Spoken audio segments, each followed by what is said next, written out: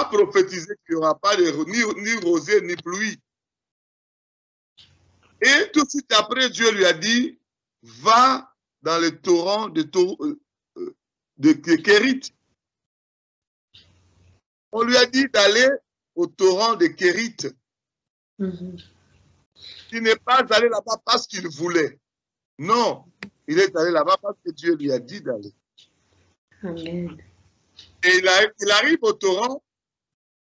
La Bible dit, Dieu a dit, quand tu seras là, j'enverrai là un corbeau te nourrir là et tu boiras de l'eau du torrent. Quand tu es là où Dieu te dit d'être, hein, il va pourvoir à ta nourriture, il va pourvoir à ton breuvage. Amen. Amen. Amen. Amen. Amen. Parce que le corbeau n'est pas parti déposer la nourriture ailleurs. Il est parti la nourriture là où Dieu a placé Élie. Amen. Et si tu auras de Kérit, c'est cette ligne de prière-là, et toi tu dis non, je quitte, je vais aller ailleurs. Mais la nourriture envoyée par Dieu ne te suivra pas ailleurs.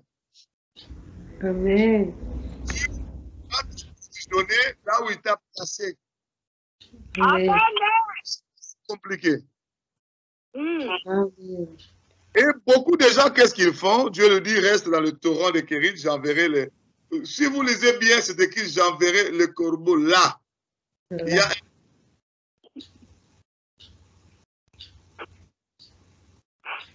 Là où il t'a placé, c'est là où il enverra la bénédiction pour te suivre.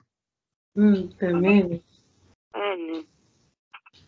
Quand on parle de la nourriture du breuvage, ce n'est pas seulement physique. La nourriture spirituelle aussi, la parole. Amen. L'eau spirituelle, c'est le Saint-Esprit. C'est-à-dire, la Bible dit...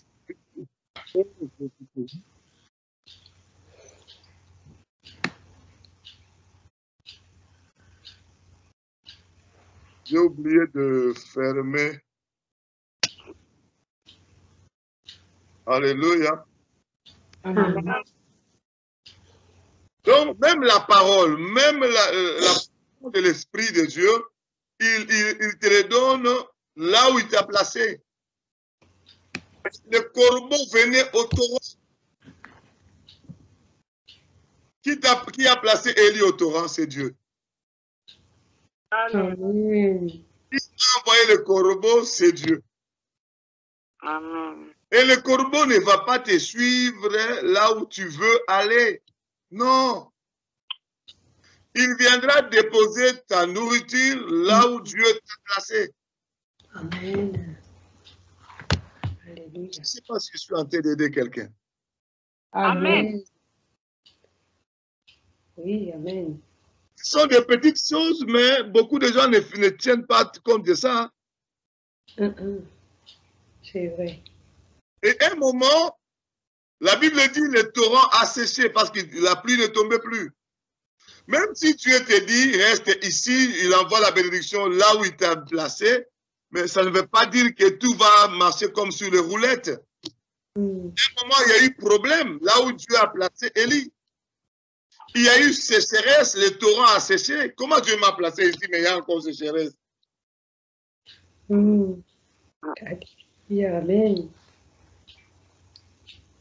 Il ne faut pas dire parce que je vois la sécheresse, l'eau a séché, je quitte. Non. Même pour quitter, il a fallu que Dieu revienne encore. Il lui dit, maintenant, quitte ici, va chez la veuve de Sarepta. J'ai ordonné à cette veuve de te nourrir. Ah, que Dieu nous aide. Hein? Amen. Dieu nous aide.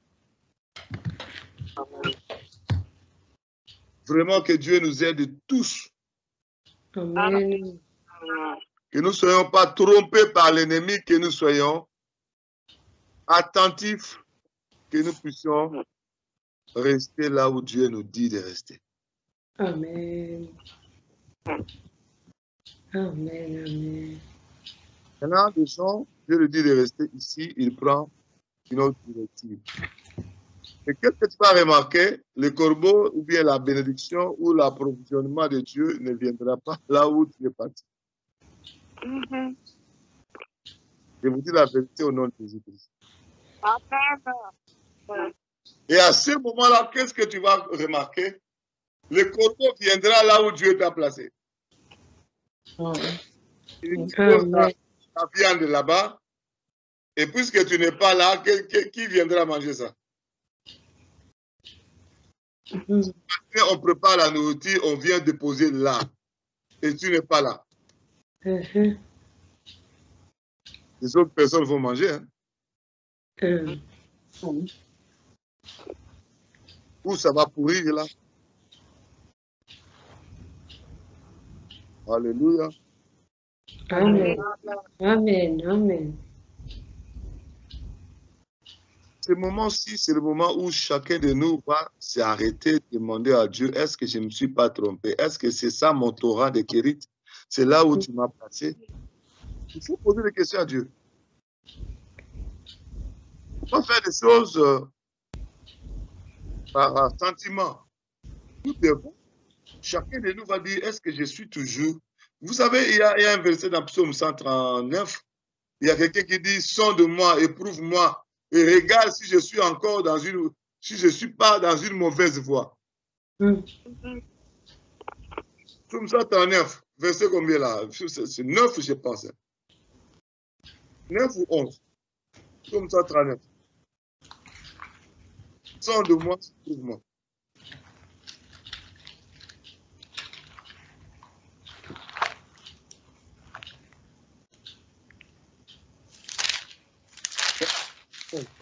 En 9, 11. Regardez un peu ça.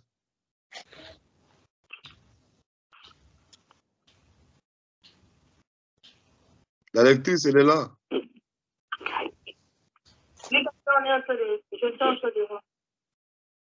Psaume 139. Ah, c'est le premier verset. Le tout premier. Non, non, non, non. C'est 9 ou 11.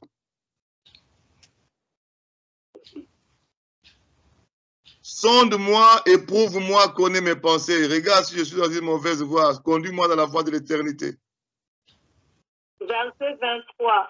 Ah, 23. Oui, 23. 24. 23 à 24. Lis ça pour nous. Je lis la parole au nom de Jésus-Christ. Amen. Amen. Sonde-moi, ô Dieu, Et connais mon cœur. éprouve-moi et connais mes pensées. Regarde si je suis sur une mauvaise voie et conduis-moi sur la voie de l'Éternel. Amen. Amen. Amen. Alléluia. Amen. Il dit, sonde-moi, connais, éprouve-moi, regarde si je suis dans une mauvaise voie et conduis-moi dans la voie de l'éternité. Ça, c'est David qui disait ça. Il est intègre, l'homme selon le cœur de Dieu. Mais il marchait avec Dieu. À un moment, il dit, non, non, non, non, non. Je ne sais pas. Sonde-moi, toi qui connais. Éprouve-moi, regarde si je suis dans une mauvaise voie. Et ensuite, conduis-moi dans la voie de l'éternité. Amen. Tout enfant de Dieu doit faire de temps en temps. Oui. Amen. Et surtout quand tu trouves que rien ne semble marcher et tu es hésitant dans ce que tu fais, la chose que tu dois faire, c'est rentrer dans une telle prière. Psaume 139, 23 à 24. Tu fais même une retraite pour ça. Tu demandes au Seigneur de regarder lui qui sait tout, qui voit tout. Et te voir si tu n'as pas quitté la voie de l'éternité. Il disait à Dieu, conduis-moi. Si je suis dans une mauvaise voie, conduis-moi, ramène-moi dans la voie de l'éternité. Est-ce que nous sommes? Amen. Et depuis que nous avions commencé cette ligne de prière, je vais vous dire la vérité, il y a des centaines et des centaines de personnes qui ont défilé.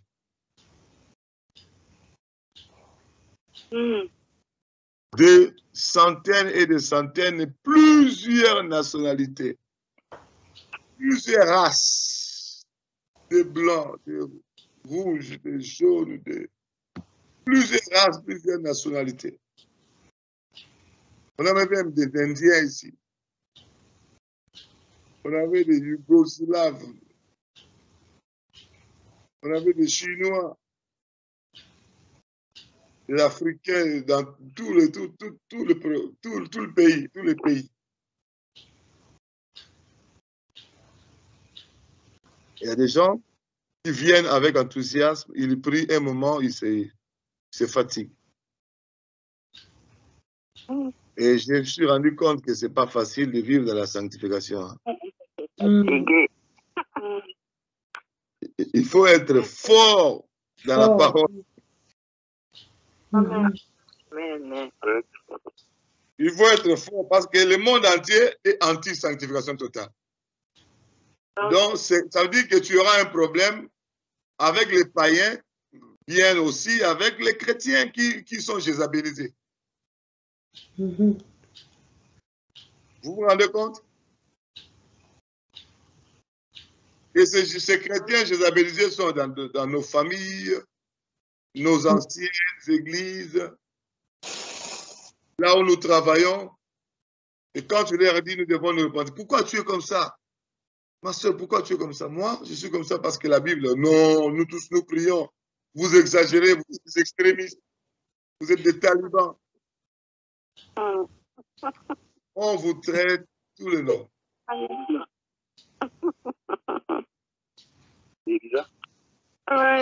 Alléluia. Amen. Je suis en train de dire Alléluia, quoi. Amen.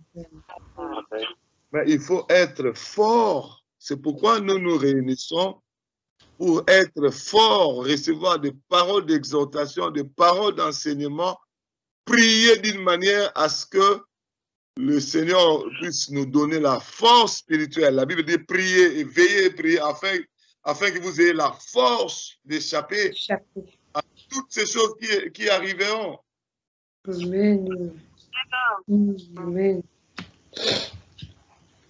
Parce que si vous n'avez pas cette force-là, vous allez céder. Oh, voilà. J'ai vu des gens dans cette ligne de prière qui sont allés prier, jeûner, prier. Dieu leur a ouvert l'intelligence, les yeux pour expliquer un certain nombre de choses dans le sens de la repentance, du dépouillement. Et un moment, lorsque les persécutions sont venues, ils ont abandonné et ce qu'on les a enseignés et ce qu'ils ont reçu eux-mêmes de Dieu dans les révélations. Ils ont reçu de Dieu, ils ont aussi témoigné, le monde a vu.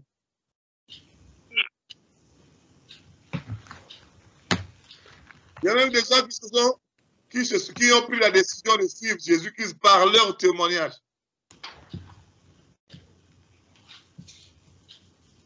Il y en a qui disent, non, pasteur, pourquoi tu n'enlèves pas les témoignages des gens qui ont témoigné et qui ont abandonné la sanctification? Moi, ce n'est pas mon problème. Si ça peut ramener quelqu'un à être sauvé, où est le problème? Bon, je vais vous dire la vérité maintenant.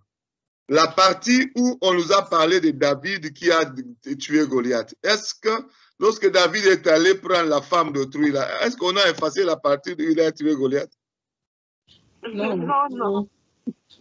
Une très bonne chose, ça édifie, ça sauve. Quand tu trouves ça, tu lis ça, ça te donne la foi, ça booste ta foi.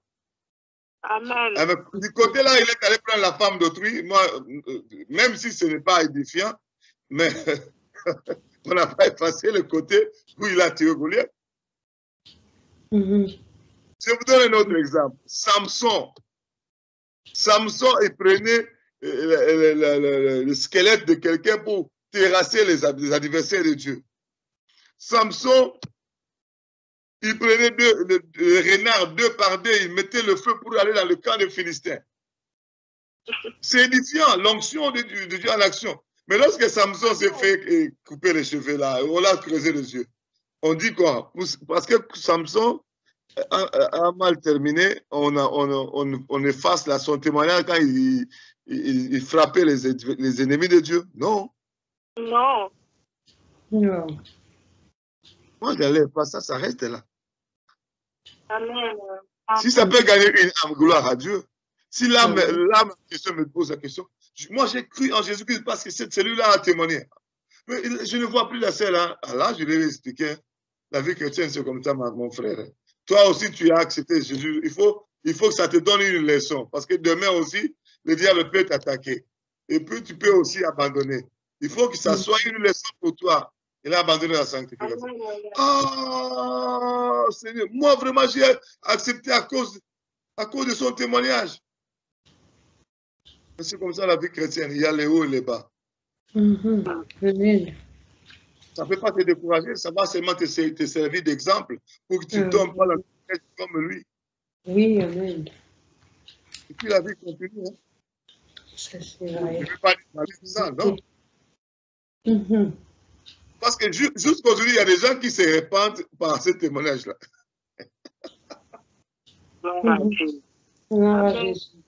Gloire au Seigneur parce que c'était un témoignage vrai aussi. Amen. Parce que nous avons expérimenté ces choses-là, oui ou non? Amen. Le Saint-Esprit, oui ou non? Oui. Quelles sont les actions de l'Esprit de Dieu? Si les personnes ont accepté de quitter, c'est leur problème. Mais les œuvres que le Saint-Esprit a fait, nous gardons ça. Amen. Ou bien? Oui. C'est vrai. Alléluia. Amen. Amen. Parce que toutes ces personnes que nous lisons dans la Bible, ils ne sont pas tous entrés dans le royaume de Dieu. Est-ce que vous le savez? Nous lisons Iscariote. Il est mort dans le péché. Oui. Il était caissier, il gardait l'argent de Christ. On a écrit Judas. Quand on citait le nom des apôtres, on citait le nom de Judas aussi.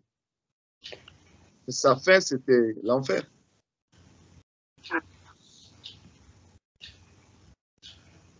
Que Dieu nous aide. Amen. J'ai dit que Dieu nous aide. Amen. À comprendre sa volonté, mais beaucoup plus à faire sa volonté.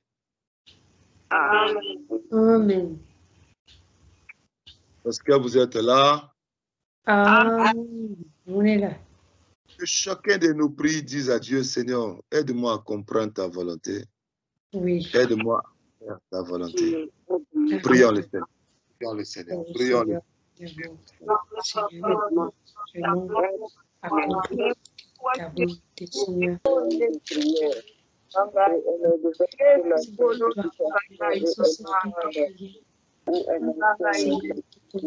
Seigneur.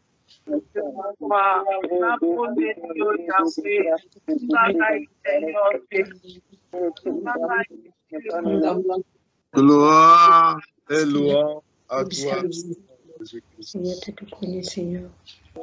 Gloire et louange à toi, Seigneur Jésus-Christ. Que la main du Seigneur Jésus-Christ soit sur nos vies, nos familles, dans le nom de Jésus-Christ de Nazareth. Amen. Que nous persévérons dans la voie du Seigneur, que rien ne vienne nous distraire, rien ne vienne nous disqualifier. Oui. Au nom